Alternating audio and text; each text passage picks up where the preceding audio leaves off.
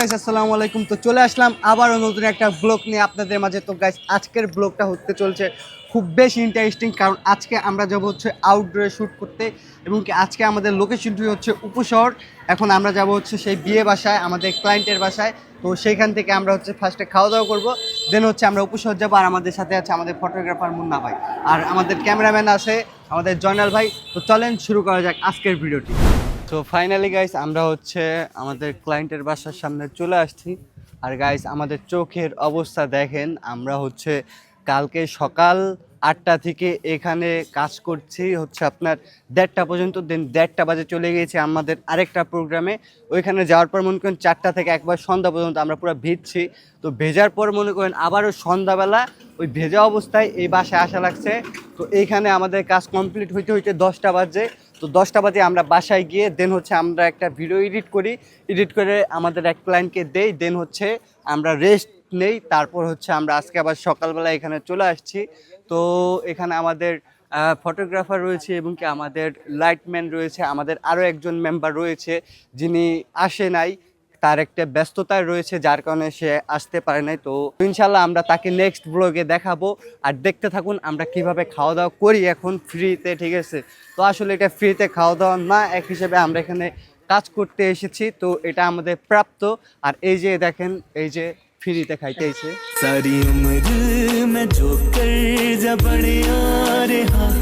এখন আমরা খাওয়া দাওয়া করবো, দেন হচ্ছে আপনাদের সাথে আবারও কথা হবে। তো এতক্ষণ আমাদের সাথেই থাকুন গাইস। তো এই যে আমার বন্ধু, ঠিক আছে, ওই নাকি ওর গার্লফ্রেন্ডের লগে ব্রেকআপ করছে। তো কি জন্য ব্রেকআপ করছে এই বিষয়ে আপনাদেরকে তথ্য দেবো। তো মামা, তুমি তোমার গার্লফ্রেন্ডের লগে কি লেগে ব্রেকআপ করছো? ব্রেকআপ করলাম বেসিক্যালি হলো কি, বর্তমানে লোক খরাতি হয়ে গেছে গা, মানে একটু চালাক হয়ে গেছে গা। মানে সত্যি কথা তুমি সোজাসুজি কও যে তোমার টাকা দেয় না, এই লেগে তুমি ব্রেকআপ করে দিছো? না মানে টাকা দেয় এটা বড় কথা না, কিন্তু হয়েছিল ওর বান্ধবীগুলোকে চললে একটু চালাক হয়ে গেছে গা। আগে যেমন আমি যে যা কইতাম ওইটাই। চালাক তো বিষয় না, বিষয় হলো কি আগে যেমন টাকা দিতে এখন টাকা দেয় না, এই লেগে ব্রেকআপ। এটা তো আছে গাইস মানে দুঃখের কথা কি কম, মনে করেন প্রত্যেকটা বিয়ে বাসায় যখন আমরা কাজে যাই ম্যাক্সিমাম বিয়েতে আর কি মিসিং করে ফেলি, কারণ মনে করেন এটার কথা আমাদের মাথায় থাকে না, যার কারণে এটা মিস হয়। তো এখন আমরা গেটের একটা শুট নিব গাইস।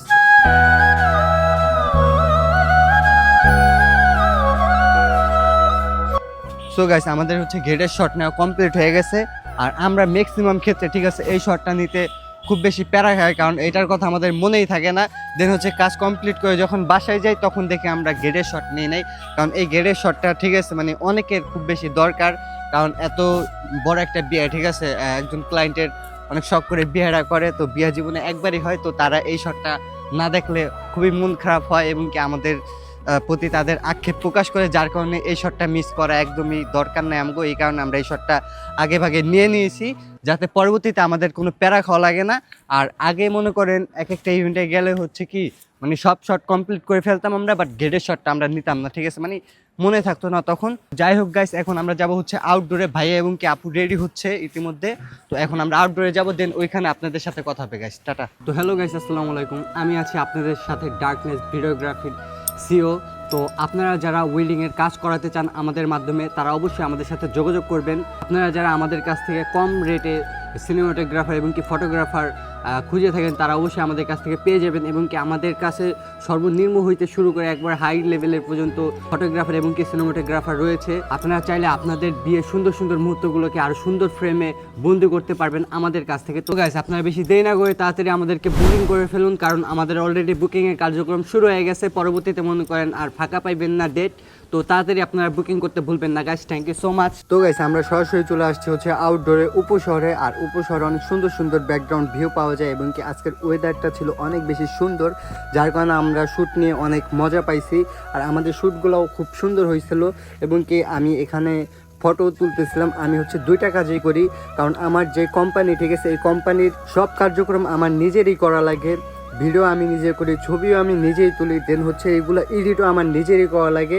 আমি অন্যদের মতো বাইরের এডিটর দিয়ে এডিট করাই না, কারণ আমি নিজের কাজ নিজে এডিট করতে পছন্দ করি, কারণ নিজের কাজ নিজে করা অনেক ভালো। এই কারণে আমাদের ক্লায়েন্টকে ডেলিভারি দিতে একটু বেশি সময় লাগে। তো যাই হোক গাইস, এখানে আপুরা আমাদেরকে বেশি একটা সময় দিচ্ছে না, কারণ তাদের নাকি বাসায় অনেক তাড়া, যার কারণে আমাদের তাড়াহুড়ো করে সব কিছু নেওয়া লাগতেছে শ্যুট। তো আপনারা দেখতে থাকুন কিছু সুন্দর সুন্দর সিনেমেটিক শট গাইস।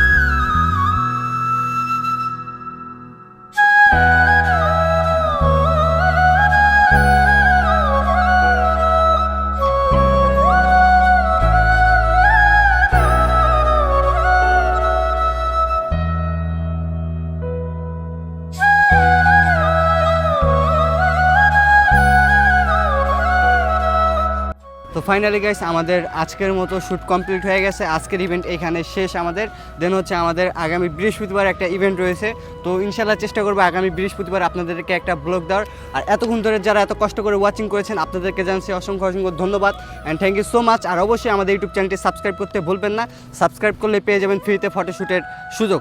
তো থ্যাংক ইউ সো মাচ। আল্লাহ হাফেজ, সবাই ভালো থাকবেন।